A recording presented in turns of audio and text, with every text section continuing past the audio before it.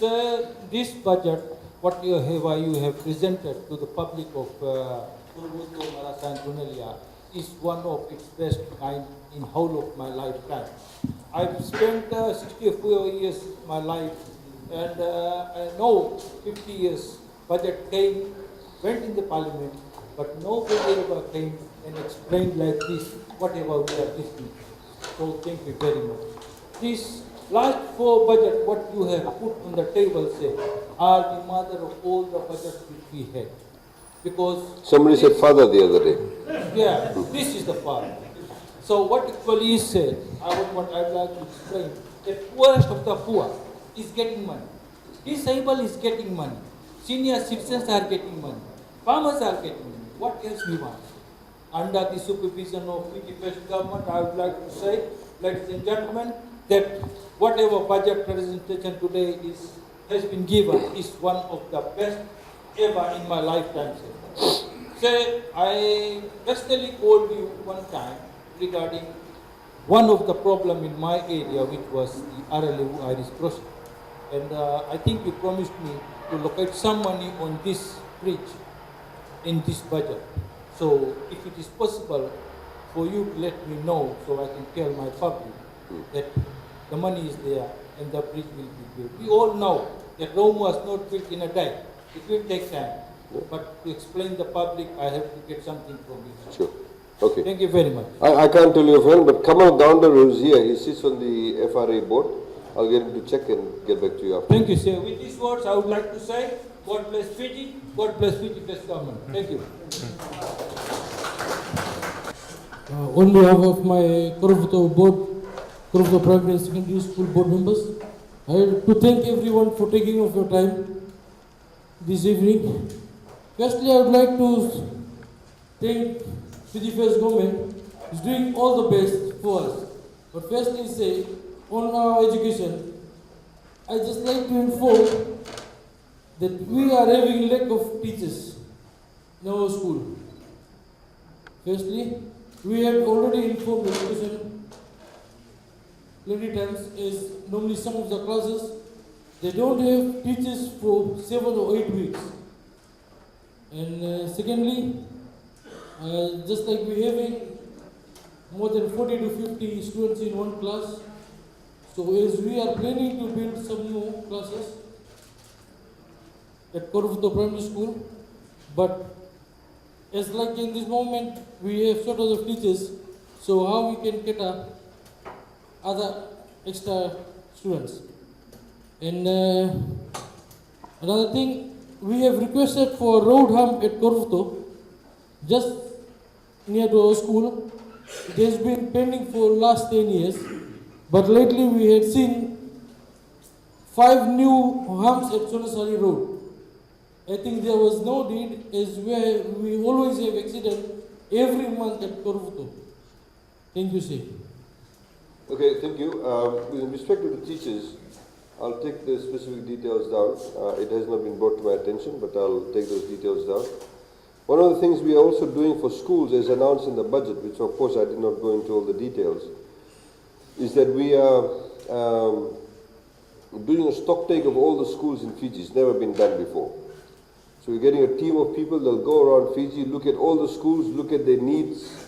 Because at the moment, as you know how it works, the system works is that the school committee writes, they may know somebody, and they ask them, kere and said, can you please get me a few buildings? We'll collect this much money. So we're doing an entire stock take.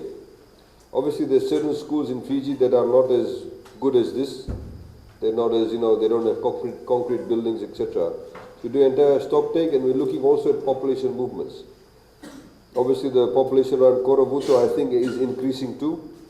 And so obviously there's a huge demand on these areas. So we'll take down all the details and let me know which areas specifically. You need to write to me. You can't just verbally tell me that way. And I can take that information from you. But I also want to take this opportunity to say that your school did really well in the Kula Awards. In fact, I met your school. And I actually took them out after the function. You really looked after our school. Sorry? You really looked after our school. Yeah, no, I felt actually, I felt good about your school. And they were very good bunch of children, good bunch of students. So And so they did really well, coming from a school in the Nadi area. In respect of the hump, I'll get Kamal to look into that. Kamal is on the board of FRA, like I said, and we'll get back to you on that. Thank you. Thank you, sir. Just in relation to the cost of land surveys, as you mentioned, we have Itoke land and the state land as well. So many of the state land, the nature of the lease of the state land is on agriculture. So the lease is agriculture type, and then we have many houses of a dwelling nature on that agriculture land. So many of the farmers along this corridor of Korovuto, Nandovi, and Noidamba, right only Uduvai, they have this agriculture lease, they have a dwelling house. So my question is, do they have the ability to take advantage of this land survey and get their dwelling house title taken out? The survey is specifically for survey. It's not about splitting titles. That's a different thing altogether. So you can't use the survey fees to do that. That obviously you have to get the consent from the lands department for that. Once that consent is granted, then any survey costs associated for that, they'll come from that. You can't use this as a backdoor way to split your lease. Yep? Thank you. Okay. The other question was in terms of, as you mentioned, about the cyclone insurance. Sorry? The cyclone insurance. Yeah.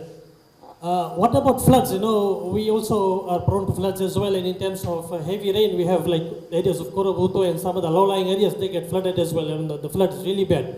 And a couple of heavy weeks of rain, then there is flood. So what safety net do these people have who suffer from these floods? Does insurance cover for these, or does the government have any plans for them to compensate in terms of their expenses?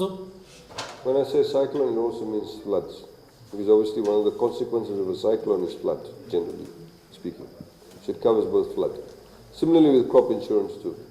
It does cover it. Yo, Bula. Yeah, Bula. Thank you so much, Mr. Honorable Sayed-Khaiyum, for here today. Come and hear your voice. Thank you very much for a good government. I come all the way from Momi village. My village people, they need water. Let's go through the hotel, passing by there. I already spoke to the Prime Minister when he arrived in Singatoka.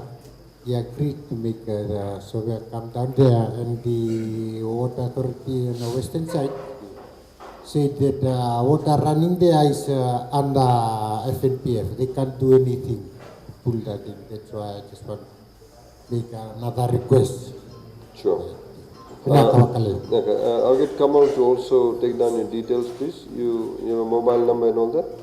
Okay, I'll get Kamal to talk to you. Yeah, Please give your details to him. He also sits on the Water Authority of Fiji board. We put him on all this board, so he can do all the work for us. So he's on that board too. Okay, but please give your details. Okay. Now, this gentleman there first.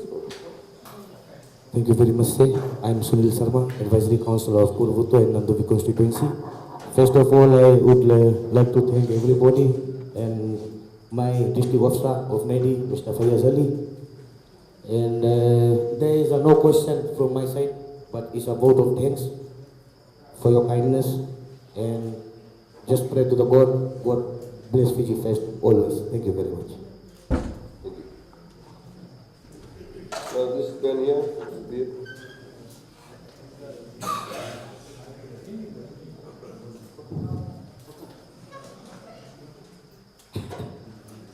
अस्सलाम वालेकुम। बहुत खुशी की बात है कि हम इतना उम्र के हो गया, लगभग 65 के, और ये रकम GPI के बाद किया। बहुत खुशी आ रही, बहुत दिल की बहुत खुशी हुआ। खाली एक स्पेशल बात नहीं है, हम है एक फार्मर। हम लोग जितना फार्मा के जब जितना काम करते हैं, गवर्नमेंट ने मदद किया है, बहुत शुक्र है। बाकी FD बैंक से हम जब लोन लिया और जब उसके बारे में जब देखा, वो हमें बताया 3.5%, लेकिन बाद में वो 10% करके दिया। हम गोट फार्मा, हमारे पास अभी लगभग 300 गोट है और लगभग 50-60 लगभग सीप है और 150 चौवा है। तो हम जो रकम से अभी हम इंटरेस्ट भरता $1,200 पे मंथ, हम कैसे इनफ कर पाएगा, इसलिए हम आया है बात बताने लिए अपन हमारी से। आप बोला शुरू में आप लोन एग्रीमेंट साइन करा, इंटरेस्ट रेट कितना था? 3.5%। पहला जो टाइम लोन हमें एक ज़मीन पे 3.5% दिया, बाद में जब दूसरा ज़मीन लिया उस पर 10.2% इंटरेस्ट चार्ज किया। आप बताइए इसका। बस हमें बोले जो रेट तुम्हें पहले दिया, हमसे 10,000 मांगी डिपोजिट, हम 10,000 डिपोजिट भी दिया। तब बाद में जब हम दिसंबर में जब पानी जब बरसे लगा, हम पेमेंट नहीं किया, तब हमारे पास भेजा चिट्ठी के आपके बैंक ज़मीन पकड़े मांगे। तब हमको चौवा बेचा, बकरी बेच के तब फिर हम भरा। हम बहुत टाइट पे है, अगर जो लोग इंटरेस्ट है हम उनका से नहीं कर पाएगा, चौवा बकरी नहीं कर पाएगा। अच्छा, आप अपन जो यहाँ लेडी बेटी से अपन सब इन्फॉर्मेशन देना, फोन कांटेक्ट वगैरह देना उसके। शुक्रिया। For those of you who don't understand Hindi, this gentleman is talking about he's a goat farmer and sheep farmer and has some cattle. Essentially what he's saying that he took out a loan from FDB, the interest rate was 3.5% initially. Then he took out the second loan, they put up the interest rate to 10%. He's finding it very hard to do the repayments, and that because of some flooding he was behind in his repayment by 2 months, and they said they'll seize his land. So he sold a lot of these animals to do the repayments, and he wants us to look at the interest rates. Good evening, sir. Evening. Good evening, ladies and gentlemen. Sir, I am stand up on behalf of fishermen. So while we're listening to your presentations of the budget this year in 2009, so many things happen around, like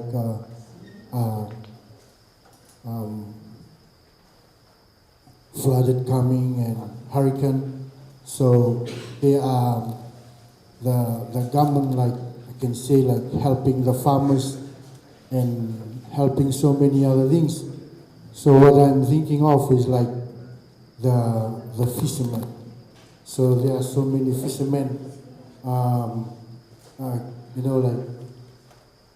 can just like have life in the fish and doing fishing.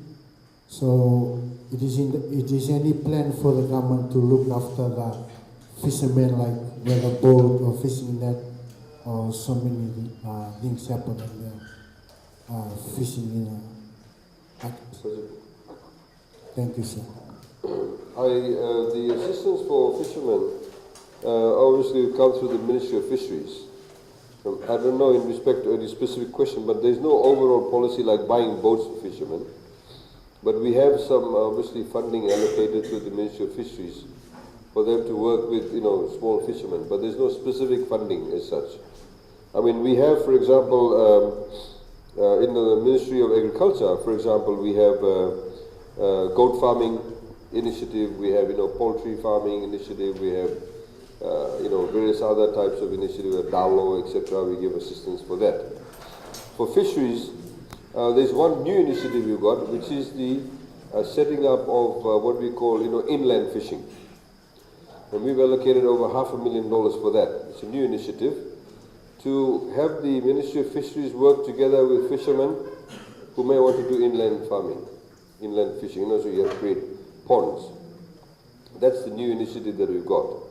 In respect of the sort of traditional ones where whether we pay for a boat, etc., there's no specific allocation for that in the budget. But there is for what we call the hatchery, for setting up inland fishing. That's what we have. That's one of the new ones. I'm just trying to look for any specific ones regarding that, but I cannot see that. There's nothing specifically for that. But we do have, like I said, for the we have funding what they call the coastal fisheries development, $772,380. Those are the things that we've done. We've got construction of ice plants, generally in remote areas. We're doing that. The coastal fisheries development, obviously, that's when they work with various stakeholders. They could be working in this area. But in respect of specifically buying boats, I don't understand they've got that provision in it. Okay. You've got SME grants. don't know if you've applied for that, the Ministry of Industry and Trade. Or if you already have an existing business, you can apply for the grant. If you want to buy nets, if you want to buy an engine, they do fund it through that. But not through the Ministry of Fisheries, but through the Ministry of Industry and Trade. With people who apply for that. Okay? Yes, Mike there, please.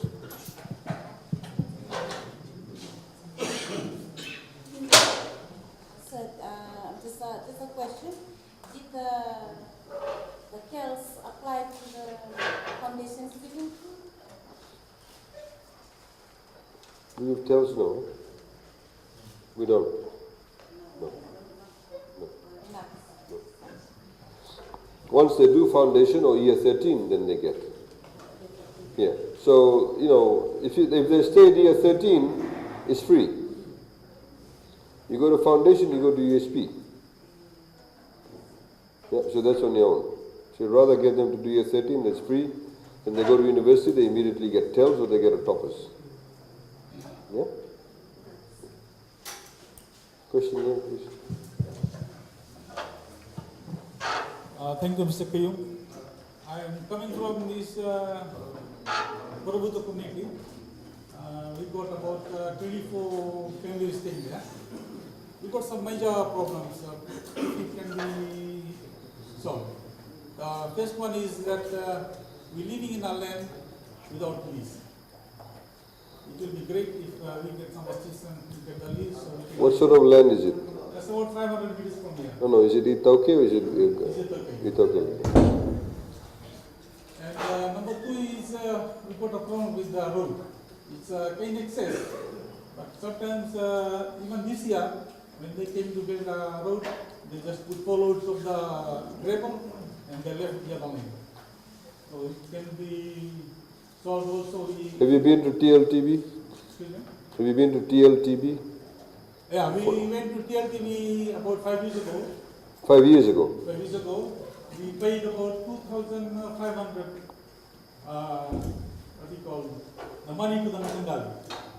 LTT came in, they level our house, the house numbers, but after that they don't return. We go there, they say we're busy, we have to go there, so we are quiet. We have about 24 to 28 families there. Do the landowners come and collect money from you on a monthly basis? Yeah, they come in, they want $10, $20, like this we give. And the third one is the water. We have to run our pipe from this highway to 500 meters down by the road. And mostly the pipes get damaged and the road gets big. So if the water authority can run the pipe and issue the meter to our doors. Not the doors, but on the roadside. You need the consent of the landowners. It's not your land. We can get the consent regarding that. Okay. Please talk to Kamal. We'll take down the details Thank you, sir. regarding the road too. Yeah? But also you should write to us formally. You write to us formally and then tell us about how you paid this fees to TLTB, then we can follow up for you. Okay. Honorable Mr. Wait, let me see. एक शिकायत मेरा है जी। जो कई access रास्ता जो contractor बनाते हैं जी। इसमें कुछ कपड़ा चल रहा है क्योंकि मैं किसान हूँ गन्ना का जी। ग्रेवल आंगन में गिरा है ग्रेवल कहाँ गिरा? अंगना में हाँ। कापाक पहुँचने लगे रास्ता मैं अभी देखा सकता हूँ वहाँ पे और मेरा खेत में मशीन नहीं चला जब मैंने कॉन्ट्रैक्टर हरीश चक्कर को कॉल किया तो उन्होंने किया मैं लड़का से पूछूँ ये भाई मैंने लड़का से करा बोले सरदार मैं वारिपा टीटी गैंग का सेक्रेटरी हूँ गैंग नंबर 1 मुझे साइन करना था एलपीओ में तो दूसरा व्यक्ति ने किया और उसी तरह हमारे पड़ोस के साथ रास्ता नहीं बना कई नेशनल रोड का मतलब है कि गन्ना से एक्सेस मेन रोड के देना चाहिए तो आंगन में क्या होता है और हुआ और मुझे ग्रेवल मिल रहा है 182 लाख में रास्ता ग्रेवल कार्य का A1 ग्रेवल और छाटा ला कर किराया है रास्ता में $1,000 चार्ज किया है 450 लाख एक ग्रेवल इस तरह से पता नहीं चल रहा मुझे नहीं मालूम तो मुझे मेरा किसान लोग ने भेजा आज शिकायत आपसे दर्ज करें ताकि अभी किसान और उनके साथ रह अगर आप डिटेल्स देगा Obviously, I mean, to straight out corruption है ना, but हमें ही लोग क्यों जन करें? अब सरकार पैसा देवे है, सरदार लोग के दे whatever whoever is in charge, और वही लोग करे. अब हम थोड़ा सा वहाँ बैठ के दे मॉनिटर करें. The point is the only way we can stop it अगर आप लोग proper information लेके दो तो हम उसको कोई कॉन्ट्रैक्टर लोग के बैन कर दे. वही चीज़ अभी सो करें. अभी वही चीज़ होए. In fact, we have to do that. अभी ढेर जन के अब कॉन्ट्रैक्ट वर्क नहीं मिलेंगे. Different areas of government में भी जो लोग ये काम करे. और कौन सी बात ना जो पुराना ट्रक्स 2 साल पुराना सेकेंड हैंड व्हीकल भी आ सकता है. कि ऐसा करे जो गन्ना ढोने वाला लोरी पुराना इंतजाम के बस चला कि वो बीच में गन्ना की लोरी नहीं है. हम लोगों ने मशीन लिया, सिर्फ एक लोरी नहीं मिलता है. एक किसान पूछे भाई किसान लोग पुराना लोरी आपको लगे मशीन है. So we are investing package for the fair rate. So we got 7 lakhs. But for them, they said it's because they are world. So it's better. I don't know how the operating system is actually, I'd say, the management is not right.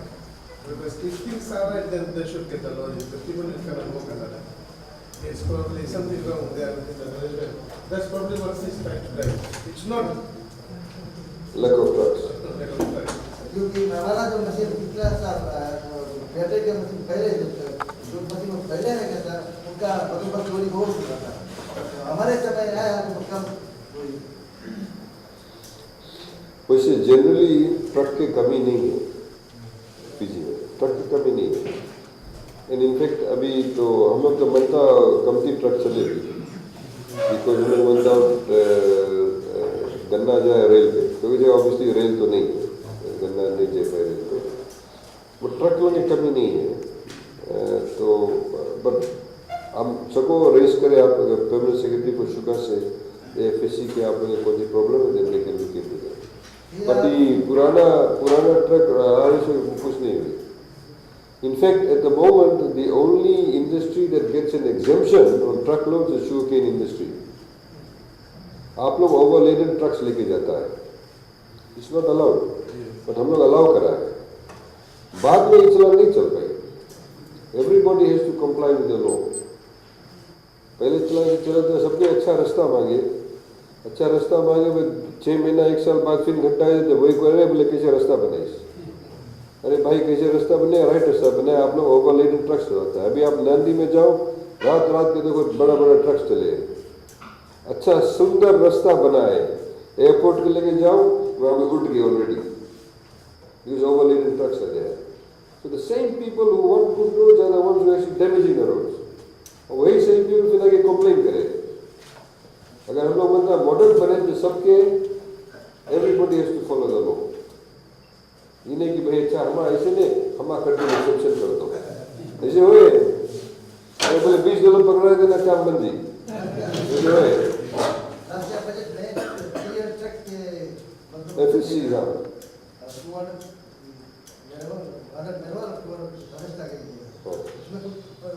FSC लावे कुछ trucks उन लोग कुछ अपन arrangement करें. उन लोग देवा दे रहे हैं.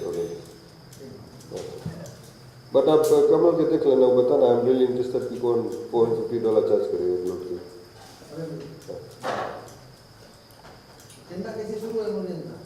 हम भी नहीं था. FSC बताइए कुछ.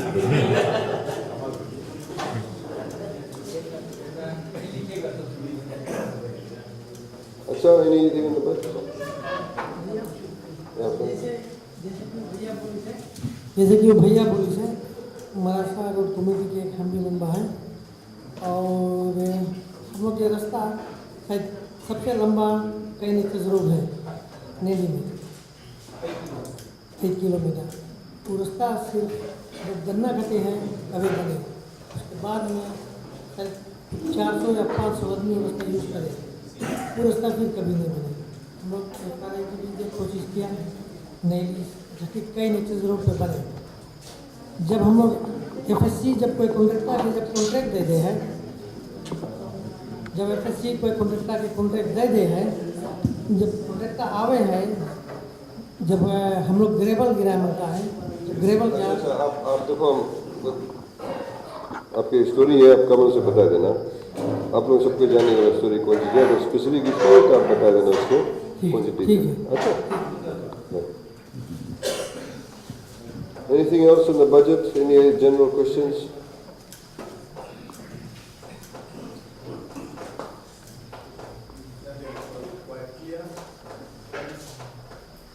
No, okay. Nothing else? Okay. Some of the places I've been to, let me talk about it. People have talked about minimum wage. Let me talk about minimum wage. Last topic before we all go off. So I can take my medicine and go and rest because I've got to be Lotoga and Bar tomorrow. Some people have talked about minimum wage. Minimum wage, ladies and gentlemen, the minimum wage that the Beni Marama government introduced was for what we call unskilled work. Different professions have different minimum wages. So if I work as a boiler maker, my minimum wage could be $6-7 an hour. If I work as a waiter, $5-7 an hour. If I work as a waiter, I think minimum wage for waiter is about $3.50 an hour. Electrician, minimum wage is something else. Welder is something else.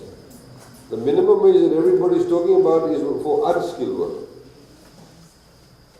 What we call, unfortunately, in Fiji, house girl, or somebody comes to your house and says, I'll cut the grass, around your house. That's what you call unskilled work. So, in Fiji, there was no minimum wage for unskilled work. It used to be anything we paid. So the Beni Marama government introduced it at $2 an hour. Then it was reviewed, it went up to $2.32, $2.36 an hour. Then it's gone up to $2.68 an hour. Now, what we have said is announced in the budget, we're going to do a review of that, but we want to do a review of all the wages and salaries in Fiji. You can't review minimum wage for unskilled work in isolation. Some people have said we'll make minimum wage $5 an hour. Some people say we'll make it $4 an hour. One new political party said they'll make it $10 an hour. Just imagine this. A person today whose minimum wage, because he had to go and get some certificate in training, spent 2 years in technical college or going to FIT or FNU, and now being paid a minimum wage of say $6.50 an hour, say electrician or bricklayer, whatever it is. If he is getting $6 an hour, and suddenly they want to increase the minimum wage for unskilled worker from $2.68 to $5, what do you think he'll say? He'll say, hey, this guy has not been to has got no certification. He's now gone up to $5 an hour, almost double. And here am I had to go to institute and get a certificate. I'm getting 6. If he's gone up to 5, I want mine to be 12. Everybody's wages will go up. The cane farmers, the guy who comes and cuts the cane, what do you think he'll demand? Already he's paying for his grog, his food and his accommodation. What do you think he'll want? There's 130,000 people in Fiji at least who don't work for anybody but they earn a living. The person who's selling your pineapple here, vegetables, they don't work for anybody, they work for themselves. If you increase the minimum wage, then it's going to affect them. They're not going to suddenly start paying themselves. Oh, I'm getting $5 an hour. It's like paying themselves. But the next time they go to the shop, because everybody's salary is doubled, the price of the tin fish you buy will go up. Because the shopkeeper now who employs the persons to stock the shelf, the lady at the cash register who's taking your money is now paying double the amount. The shopkeeper is not going to pay out of his pocket, he'll pass the cost on to the tin fish. So what we are saying is that minimum wage needs to be reviewed, including everybody else's salary, but we need to do it in a concerted manner, look at it technically, what will be the impact of it. So you cannot just simply pull figures out of the thin air. This fisherman, obviously, if he's going to start going and buying from some shop, he's going to start paying more money for it, because everybody else's salary is double. A lady who's working is getting paid $6 an hour, she has a baby. She's got a house girl looking after the baby. If she now has to pay the house girl $5 an hour, and she's earning $6 an hour, what do you think she'll do? She'll stay at home. She might as well stay at home. Because when the house girl, you don't charge her money for food. Most households that live in, we don't say, hey, you have to pay me rent. You don't say to them, I've given you breakfast and lunch and dinner, you pay me money for that. The other thing that people need to take account is what we call social wages. Before, you had to pay school fees for your kids. You no longer pay school fees. Before, you had to pay bus fare for your kids. You no longer have to pay bus fare. Before, you had to pay for textbooks. You no longer pay for textbooks. If you have EFL electricity, you earn less than $30,000, the electricity cost is 34 cents a unit. We pay 50% of that. If you connect it to Water Authority of Fiji water, we give you 90,250 liters of free water a year, which we don't charge for, if you earn less than $30,000 a year. And the professor, this is a professor from India who's been doing a survey, he said that's what you call social wages. Because those people who used to earn before and had to pay for those things, more money went out of their pocket. Now, the money for school fees stays in the pocket. Money for bus fare stays in the pocket. Money for electricity stays in the pocket. Money for water stays in the pocket. So you've got more disposable income. That's the issue. So the farmer who used to pay for the weedicide does not have to pay for the weedicide. The fertilizer, whatever it is, used to pay more. So now pay less. So you have more, money stays in the pocket. So you need to understand this. There's a lot of things being said. I was also asked by some university students today, they said, all these political parties are coming and saying, we'll do this, we'll do that. Does that mean they'll do it after the elections? Not necessarily. You have to decide yourself who's telling the truth. If it was a country like Australia, any political party that makes an economic announcement, even though they may not be in government, they have to present their own budget. You have to know how it will work. But of course in Fiji you don't have that. So you have to make a discerning decision yourself. Thank you very much for coming tonight.